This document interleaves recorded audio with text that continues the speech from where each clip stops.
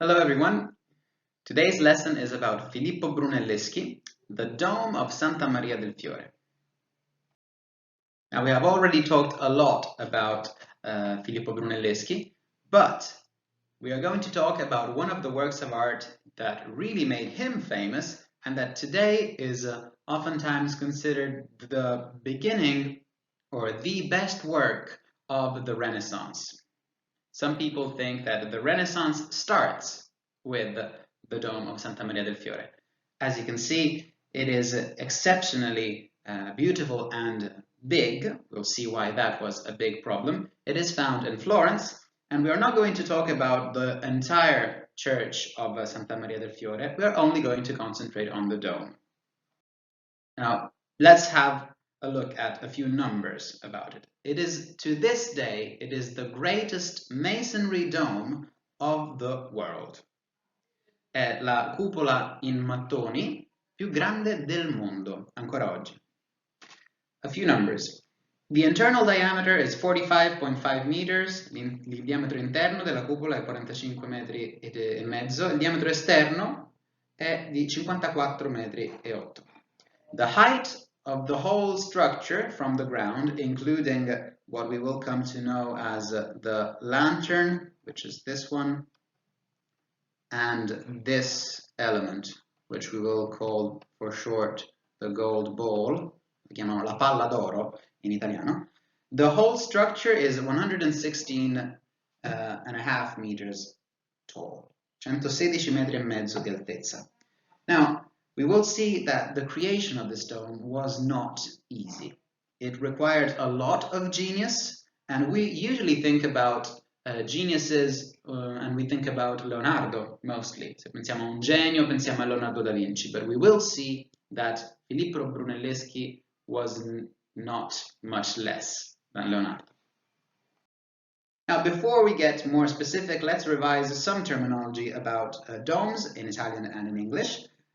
Here you can see we have on the left the Dome of Santa Maria del Fiore, on the right there are more terms than we need. Sulla destra ci sono più termini di quelli che servono a noi. What we are interested in is the distinction between the lantern, so the very top part, that looks like a lantern and actually was often used like a lighthouse, veniva spesso usata come faro nelle cupole.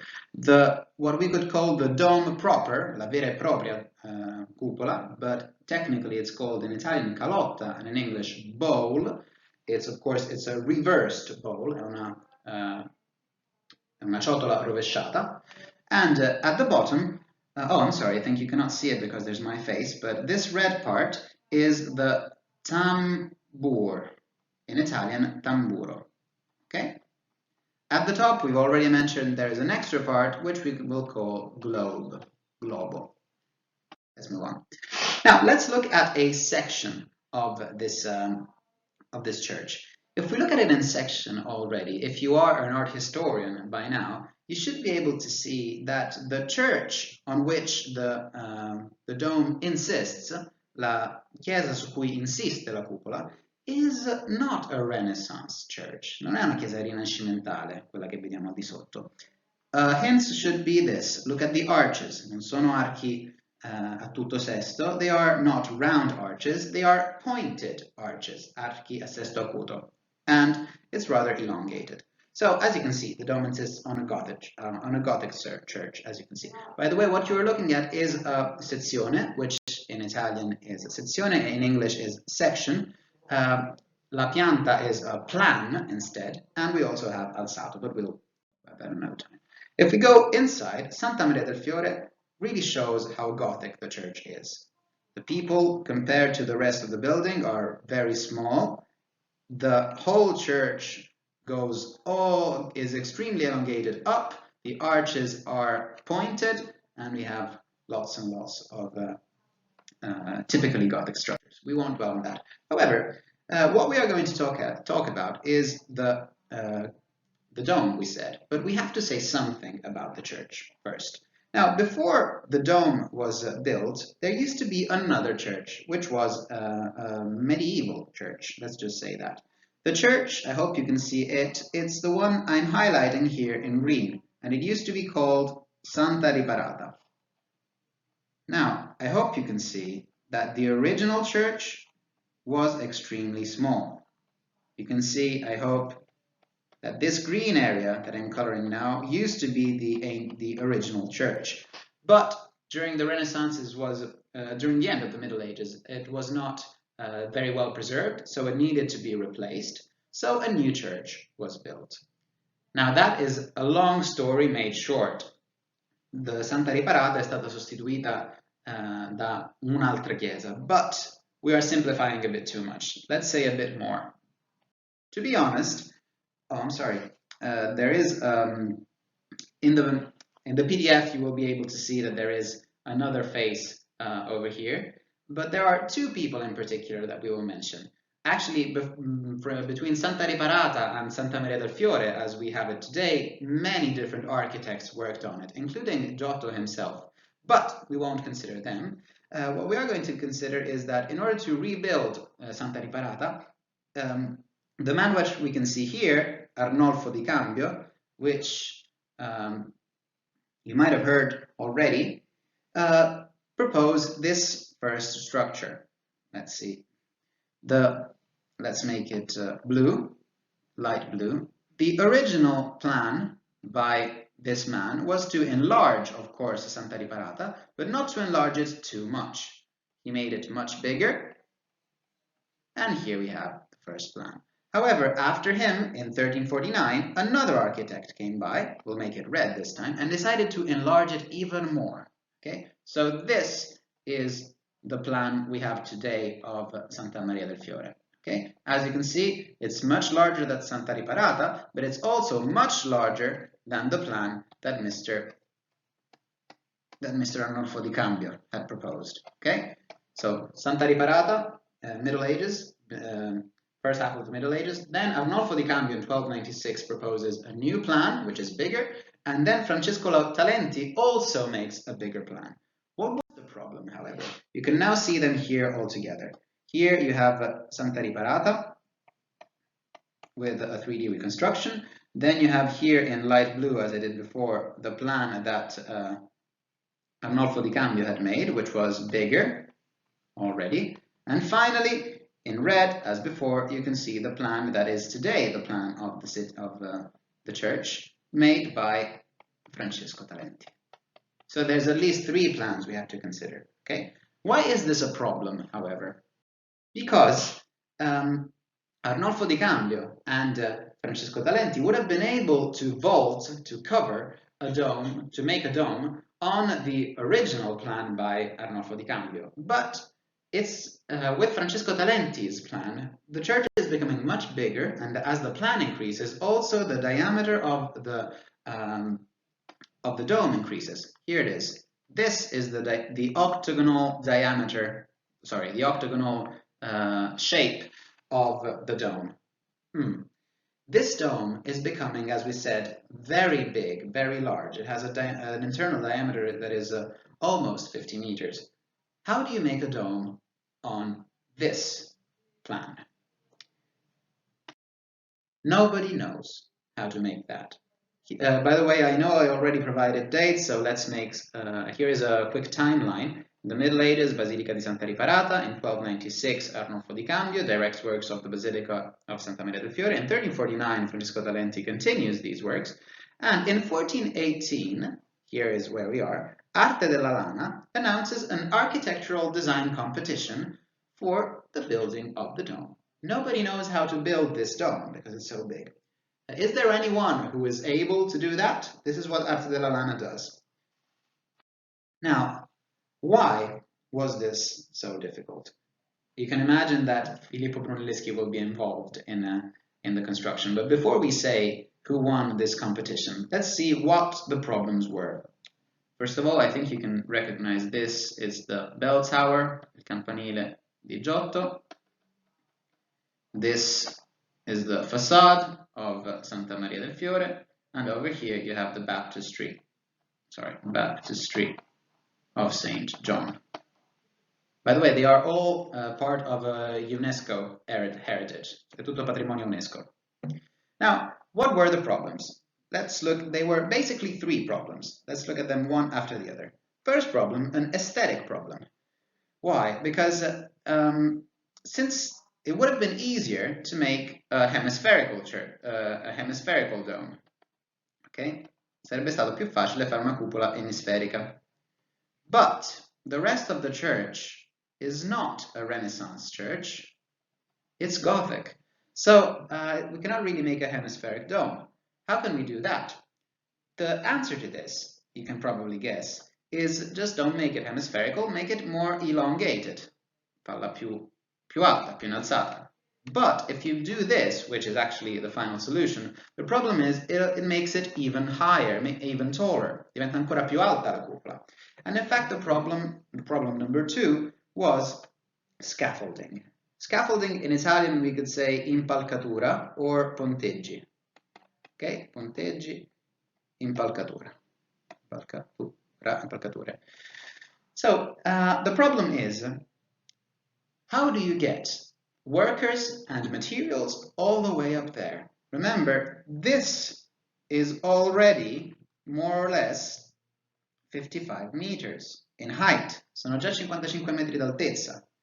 How do you get people up there, and how do you get bricks and work materials all the way so high? Come ce le porti le persone e i materiali così in alto? Of course, you could use scaffolding, puoi usare le impalcature che utilizzavano per costruire normalmente gli edifici, but it takes so much. Usually they were made of wood, in genere erano fatti di legno, so you would have to put so much stuff, so many materials.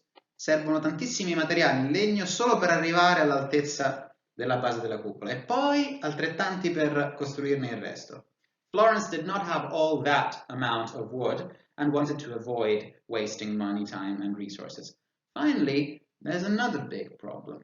Now, usually when you build an arch, I think you have a bit more experience with that, normalmente quando si costruisce un arco, this is more or less what happens. You have to connect one side to the next, and in order to do that, you need to create an arch. However, if you start putting bricks here, at some point they will fall.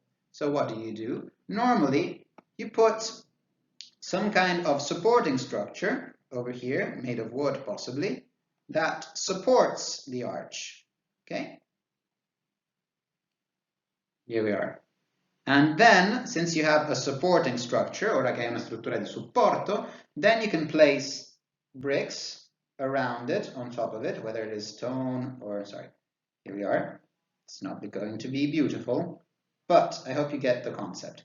Once you have all of these elements in place, you can then remove the centering, and the arch will stand. So, the problem here, the final problem, was centering. Centering in Italian is centina. Okay? If you have something to support the structure as you put the bricks on, it stands. But it's so big, this dome is so big, that it would require to build an enormous centering and also to make it very high. Once again, it would be a waste of materials and it's just too much to do. So, here is a resume of what the problems were. The problem number 1 is it cannot be hemispherical.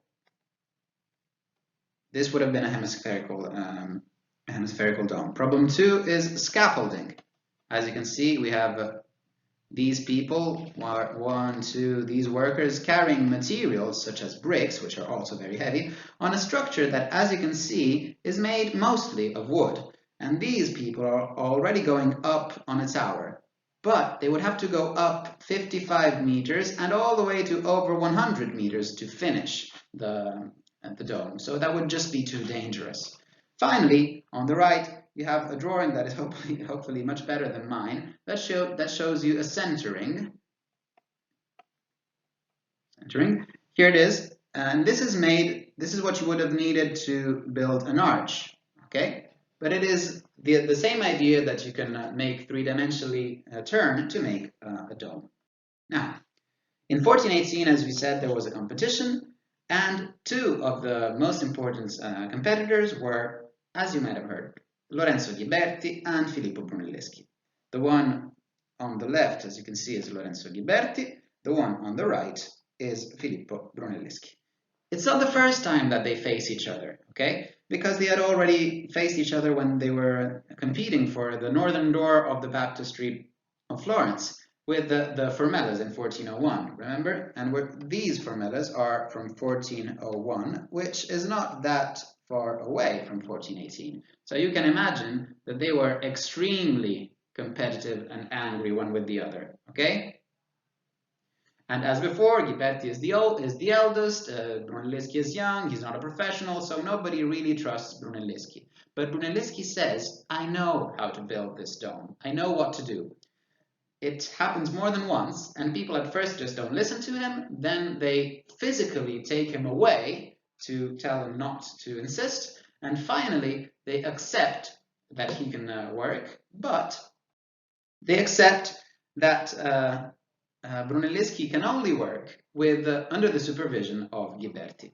I drew Brunelleschi much bigger this time because we will see that this time it is Brunelleschi who will win and finally kick out Ghiberti. What happens in fact is Brunelleschi says, I know how to build this dome properly, but I won't tell anyone because nobody trusts me and because it's something that nobody knows how to do, so it's a secret. I won't even tell Mr. Ghiberti, but Ghiberti says he can build the dome his own way anyway. All right. So Ghiberti and Brunelleschi are technically working together on the dome of Santa Maria del Fiore, but Brunelleschi, and we'll see that we're starting to get something about his character, he pretends to be sick. So he leaves and he lets Ghiberti go on with the works for a while. When he gets back, he criticizes what Ghiberti does because Ghiberti doesn't know how to solve this problem. So Ghiberti in the end in 1423 is kicked out. Ghiberti viene cacciato perché Brunelleschi è riuscito a dimostrare, fingendosi malato, che Ghiberti da solo non è capace di voltare la cupola di Santa Maria del Fiore. And so from 1423 to 1436, which is not very much if you think about it, about 13 years, the works go on very, very quickly. Mentre prima i lavori andavano pianissimo perché Brunelleschi non voleva che Ghiberti avesse accesso alle sue informazioni, da quando Ghiberti viene cacciato e a Brunelleschi viene riconosciuta la capacità di realizzare il progetto, i lavori vanno molto speditamente. In 1436 the dome is completed, the lantern, which we already saw before, is missing, and also the globe, but that we'll see later. So, not only it was completed, but it was completed quickly and safely. Only about 8 people died in 20 years or so of works. Solo circa 8 persone sono morte. In un periodo in cui la mortalità sul lavoro di cantiere, you can imagine, was extremely high. So, once again, Brunelleschi wasn't just good at this, he also considered the health and well-being of his workers. Now, you may ask, okay, he finished it, but how did he solve the 3 problems? Remember the 3 problems we mentioned? The aesthetic, the scaffolding, and the centering problem? Let's look at them one by one. The aesthetic problem we already mentioned already. He didn't make a hemispherical dome, he made it more elongated. If you want a very spectacular term, la cupola è ogivale, shaped like an ogiva. Ogiva is the shape that you can see at the end of a missile or at the end of a bullet. Alla fine la punta di un proiettile, la punta di un missile ha una forma ogivale. In English, I think you pronounce it ogival. Okay? Quindi è ogivale e non semisferica. Next, how did he solve, so aesthetic problem solved. How did he solve the scaffolding problem? Okay? He thought about it very differently. He said, yes, it is impossible to make scaffoldings the way we have done them so far. Non le posso fare le impalcature, I ponteggi come le abbiamo fatte fino adesso, because normally we would make them external. This time, let's make internal scaffolding. What you can see here, hopefully very well on the right of the drawing, is that there is no scaffolding over here, okay? We don't have this. We have it instead on the inside. This structure, this very elaborate structure that you can see, is the scaffolding. Questa è l'impalcatura che serviva per I lavori e per le persone. And it was combined with very complex machines, such as cranes, vere e proprie gru, that were invented by Brunelleschi himself. So no external scaffolding and only internal scaffolding. This allowed Brunelleschi to save all this material, tutta questa distanza che avrebbe dovuto coprire con impalcature in legno, la risolve poggiando l'impalcatura direttamente sul tamburo, okay, della cupola. So the scaffolding is internal and it is already high up. He does not need to base it in the ground. Next, there is another aspect that we should really mention. Brunelleschi also, to make workers work more easily, since the scaffolding is internal, it can become very complex to be able to work. But he actually, can you see these little people? These people represent workers of Brunelleschi, and as you can see, there is a space in here. This space we call intercapedine, and as you can see, technically, there is an external part of the dome, which I'm coloring in red, and an internal part of the dome. To be honest, non è corretto parlare di una parte interna e una parte esterna della cupola. Really, there are two domes. Sono due cupole, una dentro l'altra. You can see them here as well very clearly. This is the internal dome in a section. Questa è una sezione della cupola interna. And this is a section of the outer dome. As you can see, the internal dome is much thicker and more supporting. The outer dome is more decorative, and there is a space in the middle. This space, questo spazio interno, allowed not only air to pass, quindi funzionava da aria condizionata, but mostly it allowed people to move in and out, up and down, and made everything much easier. So there's no scaffolding on the outside, there is internal scaffolding, but mostly there is space between, I'm indicating it in green now, there is space between the internal dome and the outer dome, and you can actually walk inside it. As I hope you can see that these people is 170 centimeters, questo è 1,70 m di omino. So this space is big enough for people to walk inside. Now, there is another problem really, the final one. There is no centering. So, okay, we have the scaffolding and we have the two domes. But how do we solve this problem? The problem of the fact that as we make bricks, and we put bricks one on top of the other, at some point, as we go up, the angle at which these bricks are put becomes 20 degrees, okay, there is an angle of 20 degrees, but at some point you get to 40 degrees, 45 degrees, even 60. If you put a brick like this, it will go down. So how do you prevent the bricks from falling inside if there is no centering to stop it? Se non c'è la centina a fermare i mattoni, prima che si fermino da soli per attrito e per pressione, che cosa li fermerà? How do we prevent the bricks from falling in?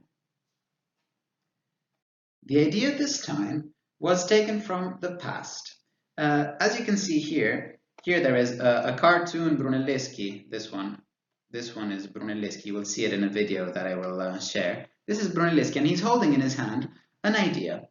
As you can see, this represents the bricks that he is going to put in the dome. But I hope you can see that there are different rows of bricks. There are some bricks who go in a different direction. It's not just one brick next to the other. Every once in a while, one brick is in the opposite direction, and so on. What does this mean? First of all, where did he get the idea? Opus spicatum. Does this remind you of something? Maybe Quinto Ginnasio? Opus spicatum is this way of putting technically not bricks, but tiles that you see usually in ancient Roman art.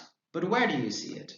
You usually see it on the floors. È l'effetto che noi forse associamo al parquet oggi per terra. So this kind of alternation between one direction and 90-degree direction, the ancient Romans used on the ground.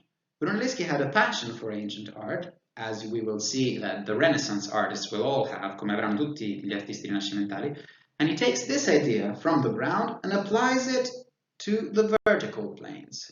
How? I hope you can see it very well here.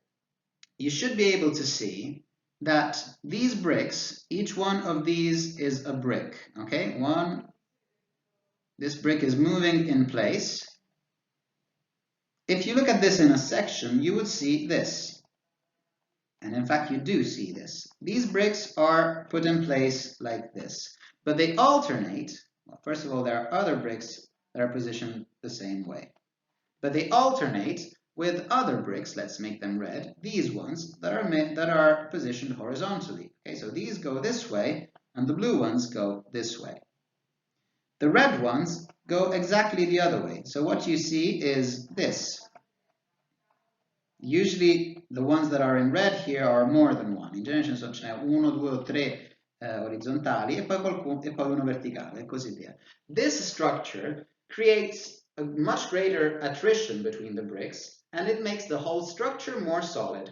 You'll have to trust me on this, vi dovrete fidare perché non possiamo dimostrarvelo in diretta, but the dome actually went up correctly and no bricks fell, and well, you do have one piece of evidence, the dome is still standing. La cupola sta in piedi. Non hanno usato una centina, and they did use this. This is what many people call the secret of the building of Santa Maria del Fiore. It had never been done before, and in fact it has a new name. It is called spina pesce, a spina di pesce.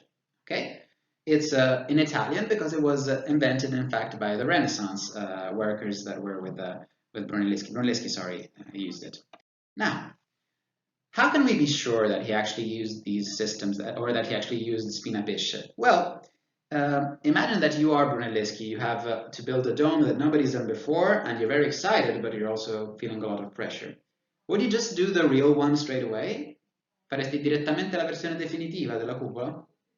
Probably not. Even when you make a tema, you write a brutta copia before, a rough draft. Well, Brunelleschi did more or less the same thing. He did a rough draft, a small version of the dome, near Santa Maria del Fiore. In fact, it was found during recent works. È stata trovata una versione rimpicciolita della stessa cupola. It's actually 1/5 of the size of Santa Maria del Fiore. And you can see, hopefully, that once again we see the alternation between vertical bricks, as you can see them here, and horizontal bricks. Okay, this structure made the whole building be more stable. Okay, and the bricks would not fall on nobody's head. Okay, if you alternate this pattern around the dome, it makes it much more supported. As you can see, sometimes there are more bricks that are horizontal, but usually around the main turns of the dome, you can see that the direction changes. Okay? Oh, by the way, on the left you can see the same. This photograph on the left-hand side is from the inside of Santa Maria del Fiore, in one of the passages in which you can walk, and you can see the same alternation between bricks that go one way and bricks that go the other way. I'm doing my best to make this clear because usually it's the difficult thing to understand about Santa Maria del Fiore. Now, to sum up what we said, problems of the dome. Aesthetic problem, not hemispherical. How did he solve it? He makes it ogival. Problem of the scaffolding. How does he solve it? Not external, but internal. And also raised up. Internal on tamburo. Quindi interno e non poggia a terra. And this is ogival. Finally, no centering. How did he solve that? He did not use a centering, but he used over here you have a diagram of the bricks. So this would be spina pesce, this position of the bricks, and the two domes, one inside the other. Okay, I'm trying to make this as clear as possible. Moving on.